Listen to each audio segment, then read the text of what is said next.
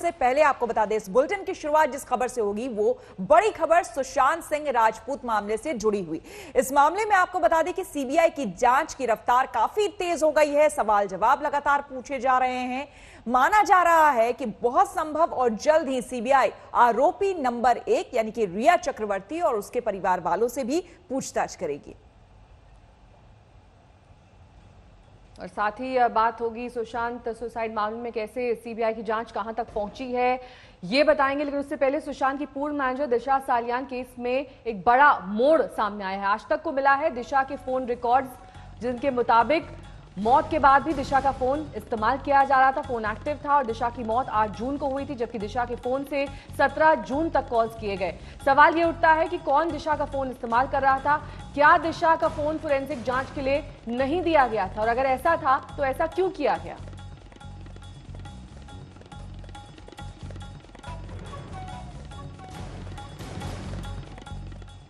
तो दिशा की मौत को लेकर भी कई सवाल उठ रहे हैं, लेकिन आपको बता दें कि दिशा का परिवार लगातार और हमेशा से यह कहता रहा है कि उन्हें मुंबई पुलिस की जांच पर पूरा भरोसा है।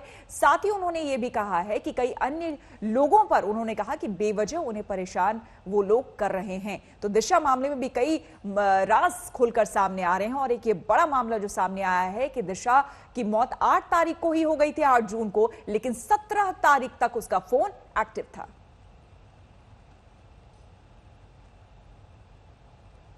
अगर मैं बात करूं पिछले जून के पहले 2-3 महीने की, तो लॉकडाउन का पीरियड या कैसा रहा था दिशा और रोहन रॉय, जिनके साथ वो जल्दी शादी करने वाली थी।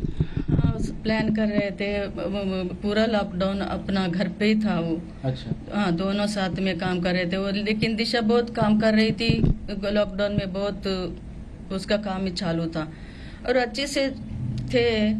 और बीच में एक बार उसको जाने का था, घर पे जाके आ गए उधर, और मालाड घर पे उधर जाके आ गए, वो कुछ साफ सफाई का वजह से तभी घर पे आ गए, फिर से आ गए। तो फिर से वो दिन 4 तारीख को उसको एक ऑफर आया था कुछ एड शूट का। अच्छा। मेरा रोहन को। तो इसके लिए हमारा घर का लोकेशन बताया वो लोग को, डायरेक्टर को, तो उसको ठीक नहीं लगा था, तो उसका मलाड का घर का लोकेशन बताया, तो वो लोग इधर कर दो, इंडोर शूट तो करने का था।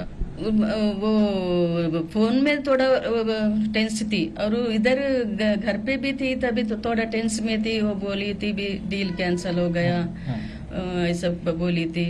और उतना, लेकिन इतना स्ट्रेस थी, हमें दिमाग मन में नहीं गया। एक ही तो बच्ची थी, उसके हिसाब से हम भी चलते थे।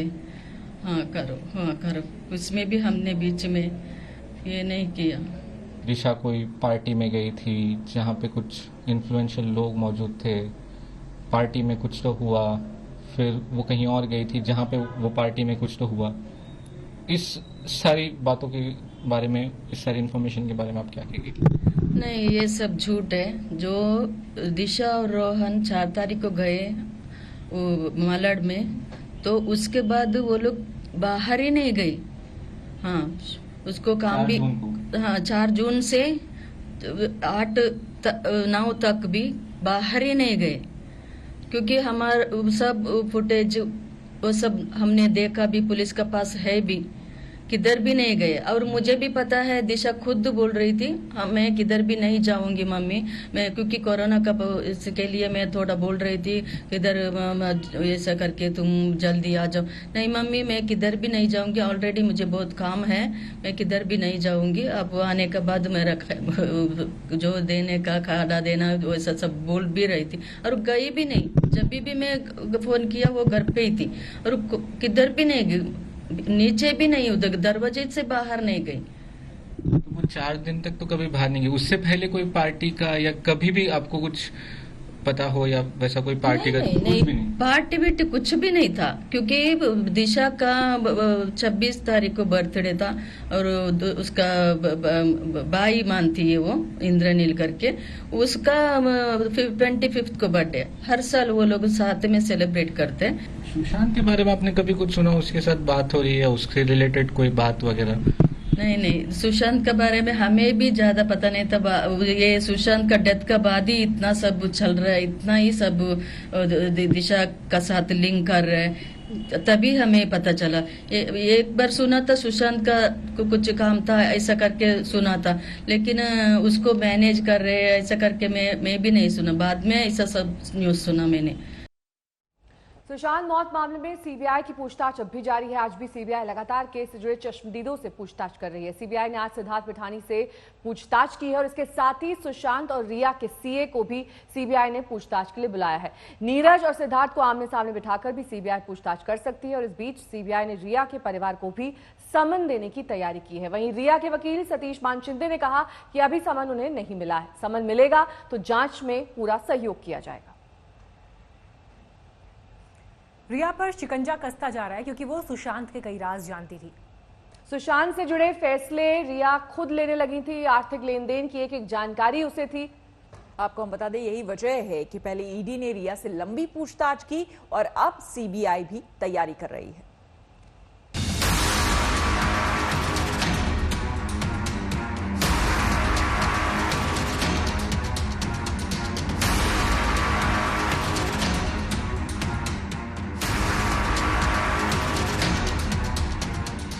सुशांत मौत मामले में आरोपी नंबर 1 है रिया चक्रवर्ती। ये वही रिया है जो सुशांत की गर्लफ्रेंड थी, लेकिन दोनों के रिश्तों में कड़वाहट आई और 14 जून को एक दुखद अंत हो गया।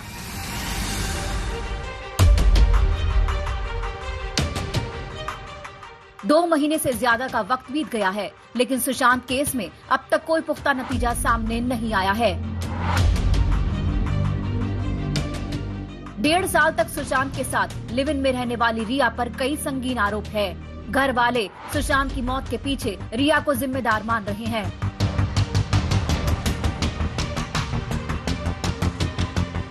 दर्ज एफआईआर में रिया पर सुशांत को सुसाइड के लिए उकसाने का आरोप है।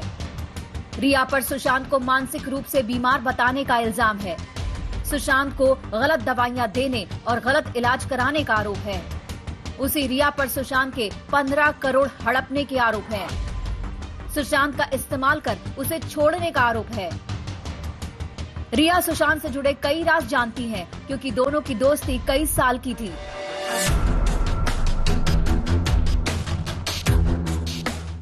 साल 2013 में रिया चक्रवर्ती और सुशांत की पहली मुलाकात हुई थी। सुशांत शुद्ध देसी रोमांस फिल्म कर रहे थे और रिया अपने डैडी की मारुति फिल्म में काम कर रही थी। ये रिया की पहली बॉलीवुड फिल्म थी। लेकिन 2016 के बाद दोनों एक दूसरे के काफी करीब आ गए। समय बीतने के साथ साथ ही दोनों ने लिव इन में रहने का फैसला किया।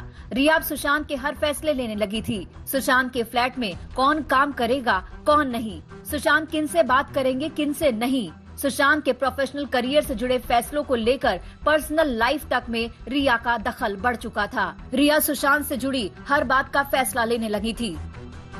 घर में सारे लोग इसने अपने रखे थे। आप किसी के घर जाओगे, सारे सर्वेंट्स क्यों बदल दोगे? आप कुक क्यों बदल दोगे? बॉडीगार्ड क्यों बदल दोगे? क्योंकि आपको लगता है कि जो पिछला सर्वेंट स्टाफ है वो फैमिली से टच में है। तो आपको था लगा कि जो कुछ भी मेरे को करना है, जो कुछ भी मेरी मंशा है, जिस तरह से भी मेरे को सुशांत को कंट्रोल करना है, वो पॉसिबल नहीं हो पाएगा अगर वो पुराने लोग रहेंगे। सुशांत की जिंदगी में रिया का दखल काफी बढ़ चुका था। सुशांत के घर वालों की माने तो रिया अपना सिक्का चलाती थी। वो जो चाहती थी वही करती थी। सुशांत का फोन तक रिया अपने पास रखने लगी थी। यही वजह है कि कई बार सुशांत के घर वालों ने सुशांत से बात करनी चाही, लेकिन रिया की वजह से वो मुमकिन नहीं हो सका। अगर चली गई थी तो फिर उसके बाद क्यों नहीं उन्होंने फोन पे उनका एक्सेप्ट किया?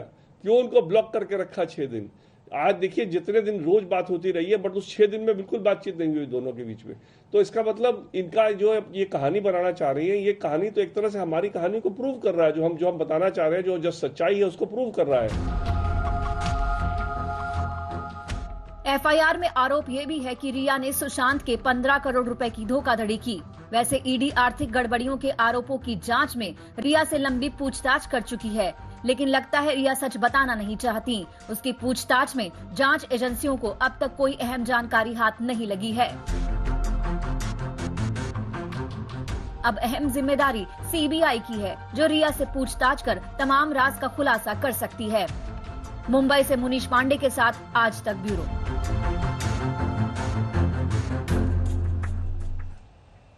आपको बता दें कि सीबीआई लगातार बहुत ही तेजी से कई लोगों से पूछताछ कर रही है और इस केस को सुलझाने के लिए पूरी तरह से एक्शन में है। इसी कड़ी में आज एक बार फिर से सिद्धार्थ पिठानी के साथ साथ सुशांत के सीए और तमाम लोगों को बुलाया गया।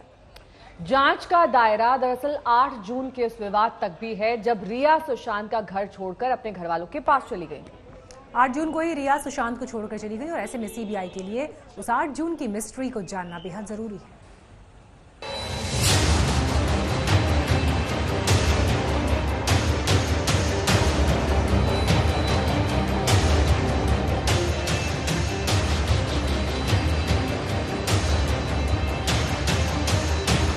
सुशांत का केस सुलझाने में 8 जून की तारीख बेहद अहम है। 8 जून 2020 को ही रिया सुशांत को तन्हा छोड़कर चली गई। इसी तारीख को रिया ने सुशांत की बहन को फोन किया और कहा कि उसका सुशांत से झगड़ा हो गया है और वो अपने घर जा रही है। इसी 8 जून को रिया ने सुशांत का साथ छोड़ने को लेकर महेश भट्ट को फोन किया। मुंबई में सीबीआई के अधिकारियों के लिए बेहद जरूरी है कि 8 जून की उस मिस्ट्री को सुलझाया जाए।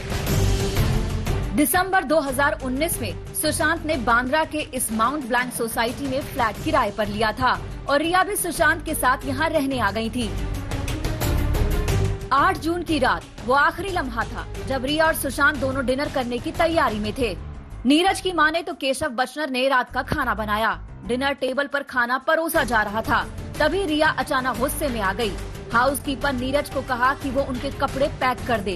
बिना डिनर किए रिया अपने भाई शौविक के साथ चली गयी। तो मुझे मेरे को बोला उन्होंने, मेरे को कपड़े पैक कर दो, ये सूटकेस में डाल दो और मुझे घर पे छोड़ दो। मैंने कहा ठीक है, जैसा बोलते हैं वैसा करते हैं। कपड़े पर डाल दिया मैंने पैक करके, और कपड़े भी थे उनके। उन्होंने बोला मैं बाद में आके लूँगी, ये कपड़े डाल मतलब डाल के नहीं सकते। तो मैंने पैक करके यहाँ रख दिया। तो मैंने चली गई थी, थोड़ा इतना भी नहीं था, मतलब बोली नहीं थी, तो चली गई।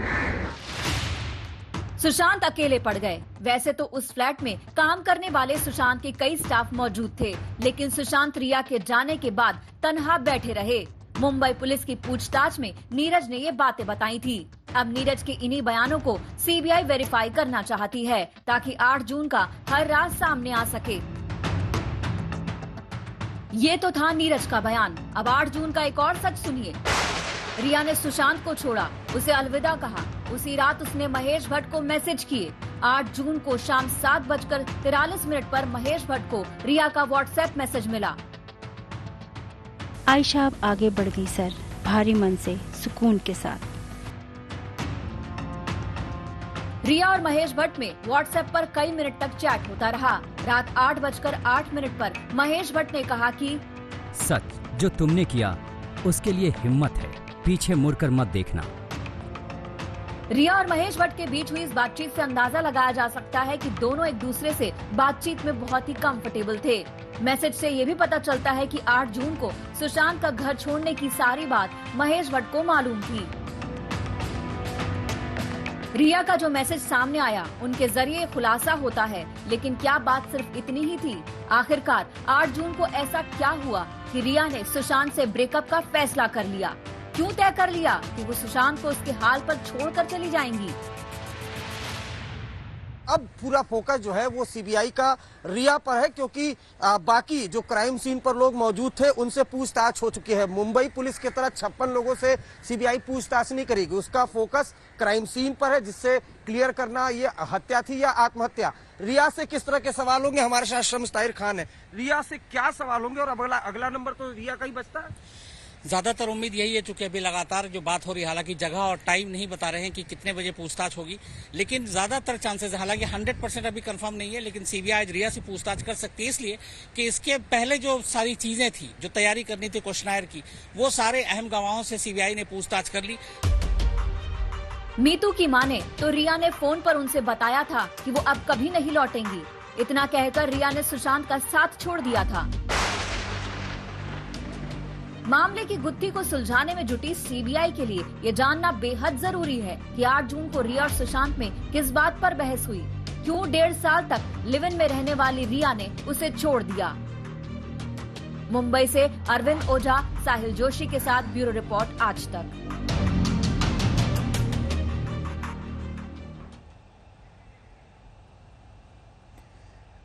तो विकास सिंह लगातार सुशांत के परिवार का पक्ष रखते आए हैं, उनके वकील हैं, उनसे बात की हमारे संवाददाता संजय शर्मा ने। एक और जांच चल रही है, सीबीआई अपनी तफ्तीश कर रही है, दूसरी ओर कई लोगों के बयान से, वो जाहिर है कि बॉलीवुड के लोग हैं, उनके बयान से कई बार उथल पुथल मच रही है। अब कंगना रनौत ने जो बयान दिया है उस पर सुशांत सिंह राजपूत के पिता के वकील सीनियर एडवोकेट विकास सिंह जी से हम बात कर रहे हैं। इस तरह के बयान ये बीच बीच में आते हैं, क्या ये जांच को प्रभावित नहीं करेंगे? देखिए, जांच को प्रभावित इसलिए नहीं करेंगे कि सीबीआई एक प्रोफेशनल एजेंसी है। हमारे आपके बोलने से या किसी के बोलने से उनके इन्वेस्टिगेशन में कोई वो नहीं पड़ता। और ये सोचना कि कोई अगर इस तरह का कोई भी स्टेटमेंट देगा उससे उनकी जांच को प्रभावित होगा, तो फिर तो बहुत ही उस एजेंसी के लिए बड़ी दुख की बात होगी कि उनका प्रोफेशनलिज्म इसका मतलब नहीं है। जहाँ तक कंगना रनौत का सवाल है, वो एक फिल्म इंडस्ट्री में डिस्क्रिमिनेशन की बात कर रही हैं। वो एक डिस्क्रिमिनेशन सब लोग जानता है, होता है, वो हर प्रोफेशन में होता है थोड़ा बहुत, ऐसा नहीं कि किसी दूसरे प्रोफेशन में नहीं होता है। तो जो वो हाईलाइट कर रही है उसका एक अपना अलग महत्व है, उसमें कोई दो राय नहीं कि उसका एक महत्व नहीं है। लेकिन जहाँ तक सुशांत सिंह राजपूत का मामला है, वो एक क्रिमिनल मामला है, उसका एक इन्वेस्टिगेशन होगा और उस इन्वेस्टिगेशन के दौरान जो निकलेगा वही डिटरमिन करेगा कि उसमें क्रिमिनलिटी क्या है। इस बयान की फिर जरूरत क्या है और आखिर क्या बताना चाहते हैं? देखिए, आप आज के दिन में किसी को बयानबाजी से इस देश में आप रोक नहीं सकते हैं। तो जिसको जो अपने समझ में अपने उसमें विवेक में समझ में आता है वो अपना करता है। तो इसलिए उसमें कोई बयानबाजी में तो सुब्रमण्यम स्वामी शुरू से कुछ बयान दे रहे हैं, ये भी दे रही हैं, एक एक्सट्रीम में है, दूसरे एक्सट्रीम में है। इसलिए ये सब बातों से ना हम प्रभावित होते हैं और ना ही हमारे हिसाब से सीबीआई प्रभावित होगी। सीबीआई को अपना जब तथ्य मिलेगा, कुछ एविडेंस मिलेगा, कुछ प्रूफ मिलेगा, उसके बाद ही सीबीआई एक्शन लेगी और हम उसका इंतजार करेंगे। सुशांत मौत मामले में पोस्टमार्टम रिपोर्ट को लेकर अभी पेच फंसा हुआ है। कम से कम सुशांत पक्ष की तरफ से तमाम सवाल उठाए जा रहे हैं। देखिए वो क्या सवाल हैं जो परिवार खड़े कर रहा है।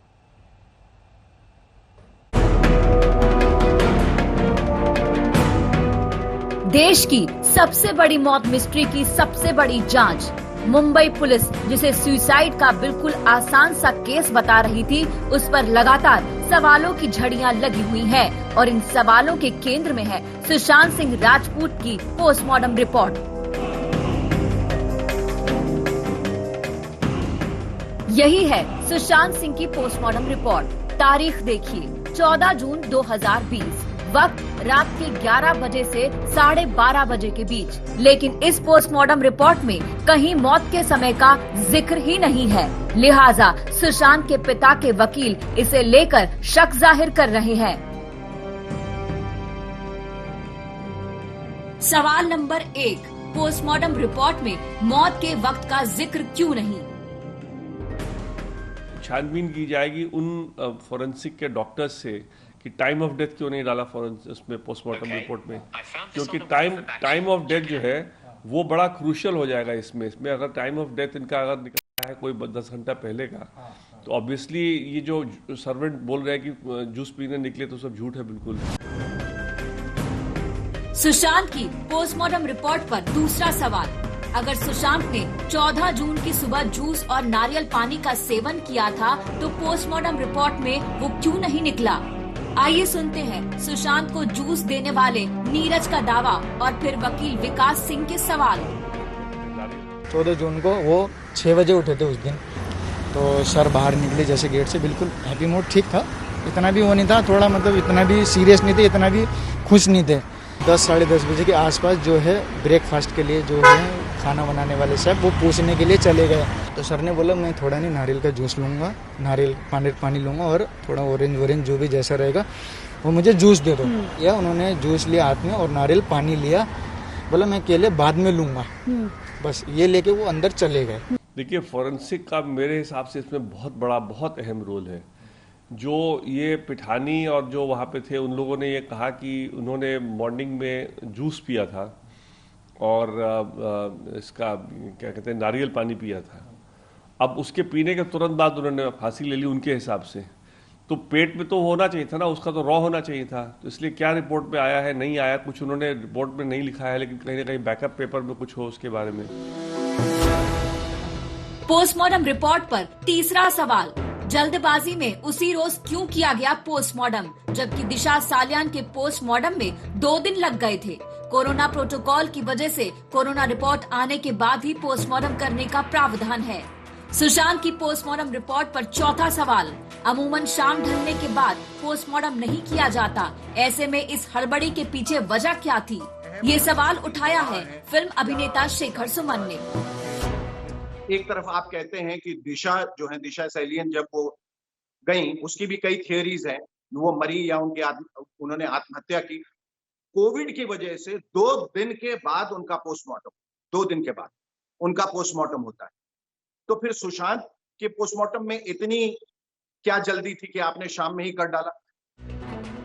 सुशांत केस में 5वां सवाल, सुसाइड थ्योरी से मेल नहीं खाती पोस्टमार्टम रिपोर्ट। सुशांत के गले पर बने निशान और कपड़े में अंतर है। अगर पंखे में उसने फांसी लगा लिया, तुमने किसके परमिशन से बॉडी उतार दिया? ये सबसे महत्वपूर्ण सवाल है। वीडियो नहीं बना, इसका कौन सा प्रूफ है कि उसने फांसी लगाया? मैं तो कह रहा हूं गला दाब के मार दिया गया, बेल्ट से फीता लगा के मार दिया गया। तमाम चीजें जांच का विषय है। अगर आप कह रहे हैं कि सारा फुटेज लाए, सारा वीडियो बनाए, तो पंखे पे लटका हुआ है, इसका वीडियो कहां है? इसका फोटो कहां है? और हरा कपड़ा वो कौन सा कपड़ा है? जिस कपड़े से रुमाल टाइप का कपड़ा है, जिस कपड़े से हाथ मुंह पोछा जा सकता है, उससे आप कह रहे हैं कि फांसी लग जाएगा? किसी केस की गुत्थी सुलझाने में पोस्टमार्टम रिपोर्ट का अहम योगदान होता है, लेकिन इन 5 सवालों से साफ है कि पोस्टमार्टम रिपोर्ट खुद सवालों में है। आज तक ब्यूरो। सुशांत का परिवार और उसे जानने वाले बार बार कह रहे हैं कि सुशांत खुदकुशी नहीं कर सकता, जबकि उस रोज फ्लैट पर मौजूद सभी लोग आत्महत्या का दावा कर रहे हैं। आज तक ने इस पहेली को समझने के लिए सुशांत की हैंडराइटिंग का विश्लेषण किया। एक्सपर्ट की मदद से किए गए विश्लेषण से चौंकाने वाली बातें सामने आई हैं।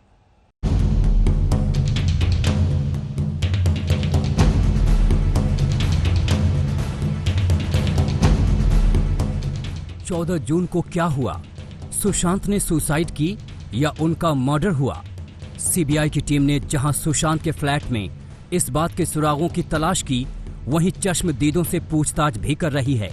जहां तक सुशांत के परिवार और उनके चाहने वालों की बात है, तो वो सुसाइड की थियरी को सिरे से खारिज कर चुके हैं।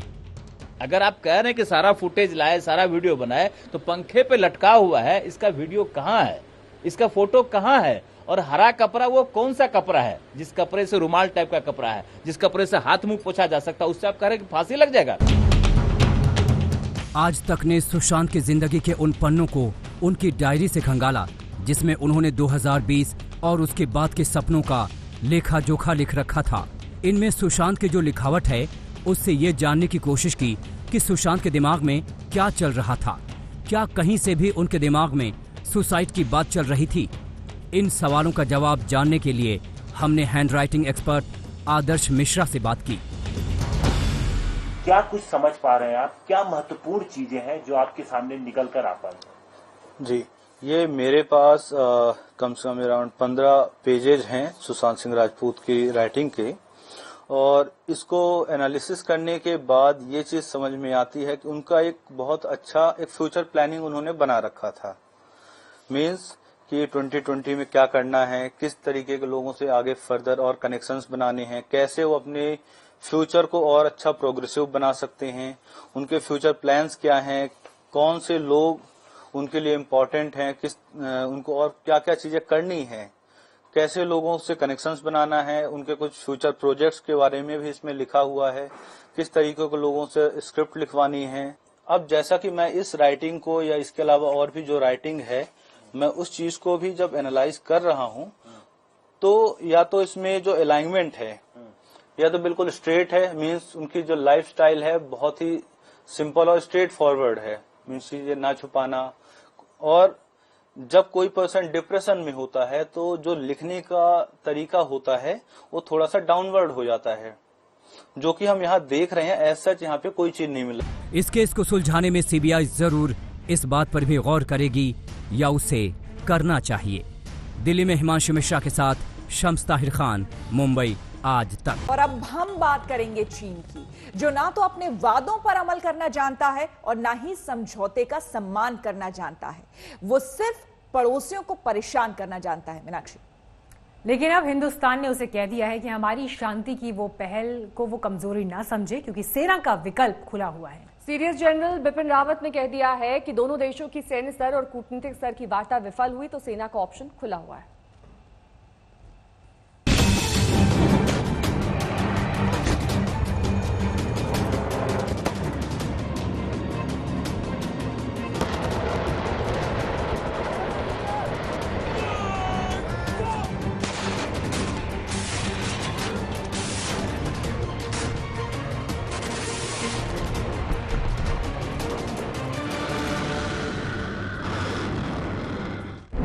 कब मानेगा चीन?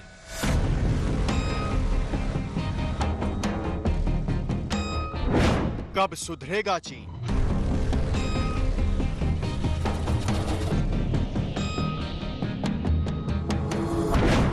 कैसे समझेगा चीन?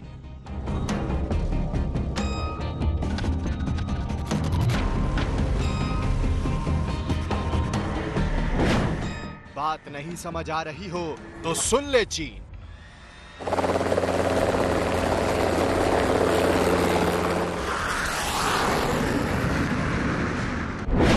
हिंदुस्तान सैन्य कार्रवाई के लिए भी तैयार।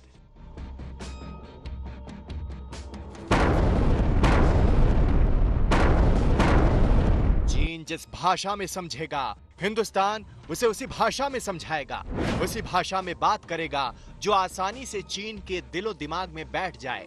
समझना चीन को है कि आखिर वो चाहता क्या है। लद्दाख में एलएसी पर उसने जो जमीन हड़पने की नीति अपनाई है वो उसकी बहुत बड़ी भूल है। अमन पसंद हिंदुस्तान चाहता है कि चीन सुधर जाए, अपनी आदतों से बाज आए। अगर ऐसा नहीं किया तो उसके खिलाफ हर विकल्प खुले हैं।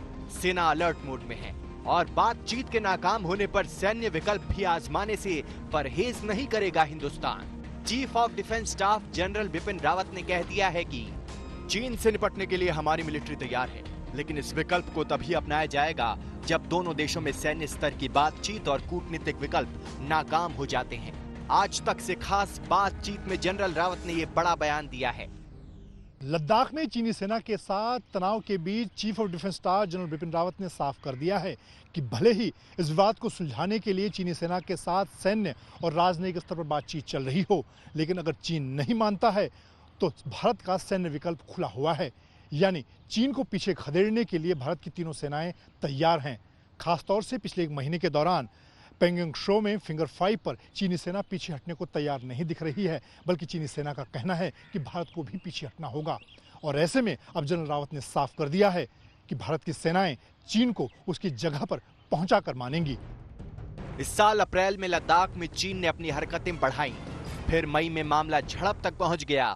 जून में तो गलवान घाटी में 20 जवान शहीद भी हो गए। चीन के भी 40 से ज्यादा जवान मारे गए। एलएसी के उस पार और इस पार दोनों देशों की सेनाओं का जमावड़ा लग गया। तब से अब तक लद्दाख में हिंदुस्तान के शूरवीर जमे हुए हैं। वायुसेना के वीर आसमान से चीन को आंक रहे हैं। सेना को इंतजार है हाई कमान के इशारे का। चीन अगर बातचीत की भाषा नहीं समझता तो उसे याद रखना चाहिए 21वीं सदी के हिंदुस्तान की ताकत को। देखिए, कोई भी विवाद का दो ही बिंदु होता है, दो ही तरीका होता है, माध्यम होता है सुलझाने का। एक है डिप्लोमेसी, कूटनीति, बातचीत, और दूसरा है मिलिट्री एक्शन। तो स्वाभाविक है कि यदि पहला बिंदु सफल नहीं होता है तो और भी कोई विकल्प नहीं है, दूसरा विकल्प है मिलिट्री एक्शन। तब से अब तक विवाद को खत्म करने की सैन्य और कूटनीतिक पहल जारी है, लेकिन चीन अपनी आदतों से मजबूर है। एक तरफ तो वो बातचीत की मेज पर बैठता है, दूसरी ओर वो धोखेबाजी से एलएसी पर अपनी ताकत बढ़ा रहा है। सीडीएस साहब ने बहुत ही स्पष्ट लफ्जों में कहा है कि military option to deal with the transgression is on the table, और ये भी खास तौर से कहा है कि ये जो मिलिट्री ऑप्शन है this will be exercise only if the talks are unfruitful.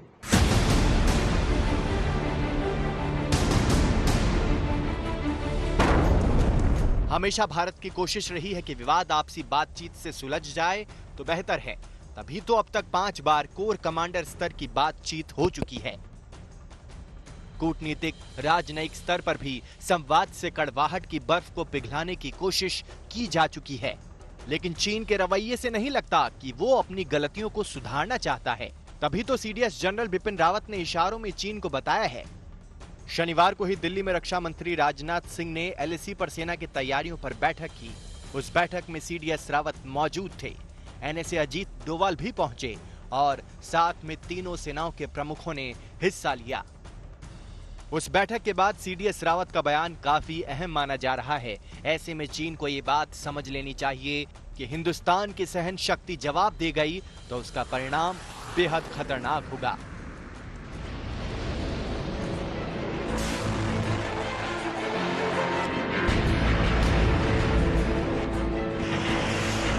Manjeet Negi, Delhi, आज तक। चीन के साथ भारत की सैन्य और कूटनीतिक स्तर की बातचीत लगातार जारी है, लेकिन इसका असर दिख नहीं रहा है। क्योंकि बातचीत के दौरान चीन पहले ही वादा कर चुका था कि एलएसी से पीछे हट जाएगा, लेकिन हालात उम्मीदों के मुताबिक अब तक नहीं सुधरे। यही वजह है कि चीन पर यकीन करना खतरे से खाली नहीं है। भारत लगातार अपनी तैयारियों को मजबूत कर रहा है ताकि उसकी हर चाल को समय रहते समझा जा सके।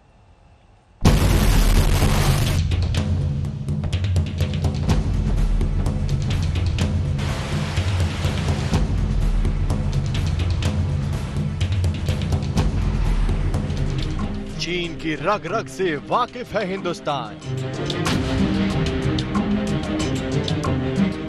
उसका छल कपट, उसका धोखा नई बात नहीं। वादा करने के बाद भी मुकर जाना उसकी फितरत में है।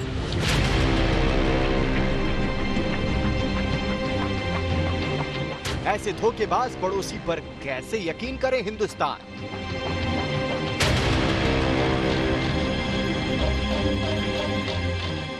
बीते कुछ दिनों में चीन ने पैंगोंग और फिंगर इलाकों में बड़े पैमाने पर स्ट्रक्चर खड़े किए हैं, सेना बढ़ाई है, साजो सामान तैनात किया है, लड़ाकू विमानों की तैनाती की है, बीएलए जवानों के लिए टेंट लगाए हैं और ऐसी ढेरों तैयारियां की हैं।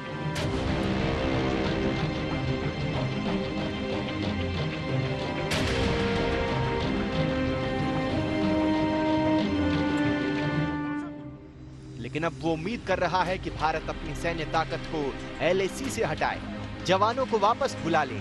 खुद अपने सैन्य और साजो सामान में इजाफा करने वाला चीन खुद के वादे पर अमल न करके हिंदुस्तान को ज्ञान बांट रहा है।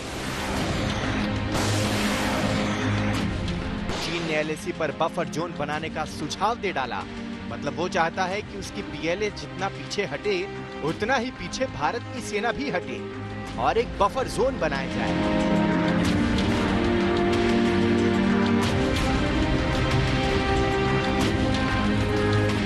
मतलब ये कि चीन का इरादा कतई विवाद खत्म करने का नहीं लगता।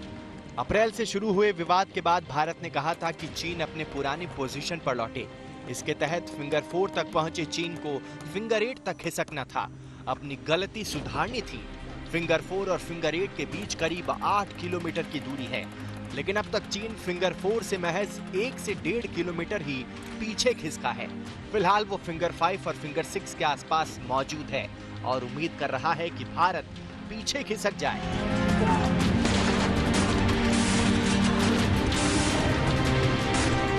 लेकिन हिंदुस्तान ने चीन की इस मांग को पूरी तरह खारिज कर दिया है। समझौतों को ताक पर रखने वाले धोखेबाज पड़ोसी को बता दिया गया है कि उसकी शर्त कतई मंजूर नहीं। चीन की करतूतों को देखकर नहीं लगता कि वो अपनी पुरानी पोजीशन पर लौटेगा।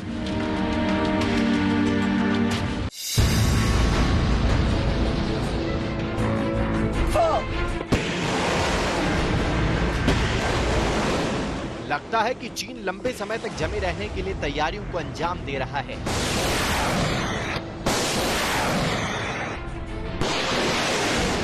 ऐसे में हिंदुस्तान के लिए यह बेहद जरूरी है कि हर वक्त ऐसे दुश्मन पर नजर रखी जाए। लाइन ऑफ एक्चुअल कंट्रोल पर चीन की चालबाजियों को पकड़ने के लिए आईटीबीपी मुस्तैदी बढ़ा रहा है। गृह मंत्रालय के सूत्रों से मिली जानकारी के मुताबिक बड़ा प्लान तैयार है। इसके तहत LAC पर हर जगह comprehensive integrated border management system CIBMS लगाया जाएगा, यानी ऐसा सिस्टम जो दुश्मन की हर हरकत पर अलर्ट भेजेगा और फिर उस पर वक्त रहते शुरू हो जाएगा action. Line of actual control पर ड्रैगन की हर एक हरकत पर नजर रखने की भारतीय सुरक्षा एजेंसियों ने तैयारी कर ली है।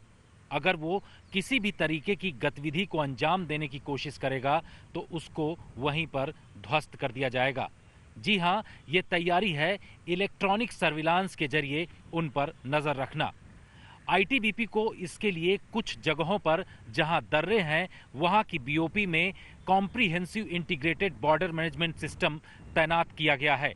इसका सीधा मकसद है कि रडार यानी इससे अगर किसी भी मूवमेंट की कोशिश करता है चीन तो इन सर्दियों में उस पर बड़ी नजर होगी। ITBP चीन के साथ लगी 3448 किलोमीटर लंबी सरहद की निगरानी करती है। इसमें 23 दर्रे भी शामिल है। ITBP की योजना है कि हर दर्रे में निगरानी के लिए अत्याधुनिक सिस्टम लगाया जाए। जानकारी के मुताबिक कई जगहों पर सिस्टम को लगाने का काम भी पूरा हो चुका है। सरकार ने फैसला लिया है कि CIBMS comprehensive integrated border management system का विकल्प ढूंढा है, जो कि जितने भी पासेस हैं उसको पूरी तरह से मॉनिटर किया जाएगा। देखिए, चीन का इनग्रेस, चीन का जो घुसपैठी है वो इन पासेस के ही माध्यम से होता है, क्योंकि माउंटेनियस टेरेन में ये रोड तो है नहीं, जितना प्लेन्स में रोड्स होते हैं उतना संभव नहीं है, क्योंकि माउंटेन उसकी अनुमति नहीं देता है। तो पासेस के माध्यम से ही जो चीन है वो हमारे क्षेत्र में घुसता रहा है। LAC पर निगरानी बेहद जरूरी है, क्योंकि चीन की हिंदुस्तान की जमीन पर नजर गिद्ध की तरह रही है, लेकिन भारतीय कूटनीति के आगे दुनिया में अब वो अलग थलग पड़ चुका है। फिर भी वो हठी बना बैठा है। सूत्र बताते हैं कि दोनों देशों में आगे भी सैन्य स्तर पर बातचीत जारी रहेगी ताकि विवाद को सुलझाया जा सके।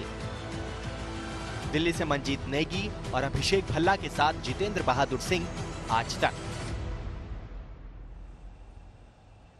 और इस वक्त की बड़ी खबर आपको बता दें, कांग्रेस कार्य समिति में घमासान मचा है। दरअसल पार्टी नेतृत्व को लेकर चर्चा की जा रही है। सोनिया अंतरिम अध्यक्ष नहीं बने रहना चाहती हैं, लेकिन एक चिट्ठी पर राहुल गांधी ने सवाल उठाए तो कपिल सिब्बल और गुलाम नबी आजाद भड़क गए।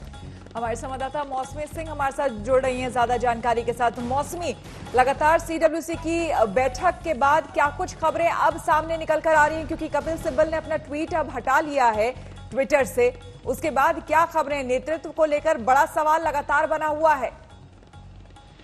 जी बिल्कुल, देखिए, नतीजा ढाक के 3 पात, यही नतीजा था पिछले साल। अब क्या नतीजा निकलेगा ये देखना होगा, क्योंकि लगातार जिस तरह से पहले सोनिया गांधी ने राहुल गांधी को कमान सौंपी, उसके बाद सोनिया गांधी ने राहुल गांधी से कमान ली, अब फिर से एक बार सुर और स्वर तेज हो गए कि राहुल गांधी जो है वो अध्यक्ष पद संभाले। AK Antony, Ashok Gehlot, Bhupesh Baghel, captain Amarinder Singh और तमाम नेताओं ने यह अपील की है कि अगर सोनिया गांधी राजी नहीं होती तो राहुल गांधी तैयार हो अपने फैसले पर दोबारा विचार करें और अध्यक्ष पद को संभालें। वही दूसरी ओर घमासान मचा हुआ है कि राहुल गांधी ने इन तमाम नेताओं को BJP से मिले हुए कहा या नहीं कहा। हालांकि कांग्रेस पार्टी और कपिल सिब्बल ने वो ट्वीट विड्रॉ किया है कि राहुल गांधी ने सिब्बल से पर्सनली बात करके कहा कि मैंने आपको BJP से मिला हुआ नहीं कहा है। तो कुल मिला के कंफ्यूजन कांग्रेस पार्टी बन के रह गई है, और जिस कंफ्यूजन के चलते लगातार आप देखिए डिनाइल पे डिनाइल और लगातार अलग अलग बातें आ रही हैं। बहरहाल अभी कांग्रेस वर्किंग कमेटी की बैठक चल रही है। प्रियंका गांधी को अभी बोलना बाकी है। प्रियंका गांधी वाड्रा ने बीच में गुलाम नबी आजाद को भी टोका था।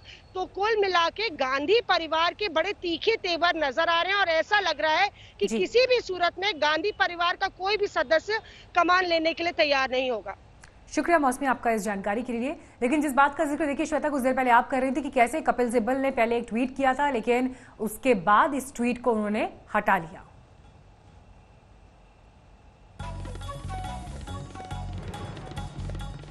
ये वो ट्वीट आपको हम दिखा रहे हैं। राहुल गांधी कह रहे हैं कि हम BJP से मिले हुए हैं, हम BJP के खिलाफ लड़ाई लड़ रहे हैं। कुछ देर पहले कपिल सिब्बल ने ट्वीट किया था, लेकिन रणदीप सुरजेवाला ने उन्हें इस ट्वीट पर जवाब भी दिया।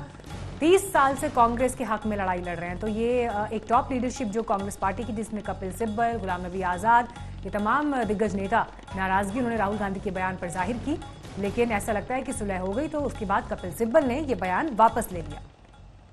देखो, कांग्रेस तो दुर्गति की तरफ है। कांग्रेस में लट्ठम लट्ठा मची हुई है। कांग्रेस का भविष्य अंधकारमय है, क्योंकि देश और प्रदेश का भविष्य उन्हें अंधकारमय किया। कांग्रेस में सच बोलने वाले को गद्दार कहा जाता है।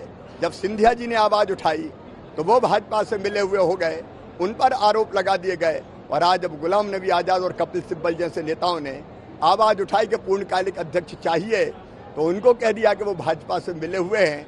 ऐसी पार्टी को कोई नहीं बचा सकता। कि अब कांग्रेस को गांधी की ओर वापस लौटना चाहिए, और मैं अपनी तरफ से कहूंगी कि कांग्रेस का कोई पुराना व्यक्ति जो गांधीवादी सोच का रहा है, वो कांग्रेस का नेतृत्व करे और असली गांधी की ओर ये वापस लौटे, स्वदेशी गांधी की ओर, जिसमें विदेशी का कोई एलिमेंट नहीं था। और ये मैं कांग्रेस के सामने भारत का नागरिक होने के नाते एक सुझाव रखूंगी कि विदेशी गांधी से मुक्ति पाओ और स्वदेशी गांधी की ओर मुड़ो, इसी का रास्ता निकाल लो। बाकी नेहरू गांधी खानदान का अस्तित्व समाप्त हो गया है।